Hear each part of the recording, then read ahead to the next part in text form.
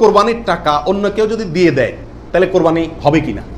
আমি গরিব মানুষ, আমি কোরবানি করতে চাচ্ছি, অথবা সামর্থ্যবান, আমাকে একজনে টাকা দিয়ে দিল যে আপনাকে একটা ছাগল দিয়ে দিলাম, অথবা আপনার ছাগলের টাকা দিয়ে দিল যে আপনি কোরবানি দিয়েন।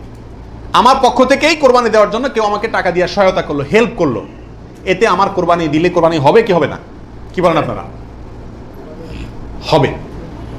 যদি কেউ টাকা দিয়ে আপনাকে কোরবানির জন্য সহায়তা করে, ছাগল কিনে দিল, গরু কিনে দিল, কোরবানির অংশের টাকা দিয়ে দিল, আপনার পক্ষ থেকে কোরবানি দেওয়ার জন্যই আপনাকে টাকা দিছি, তার টাকা দিয়ে আপনি নিজে কোরবানি দিলেন নিজের পক্ষ থেকে, এটাতে কোনো অসুবিধা নাই।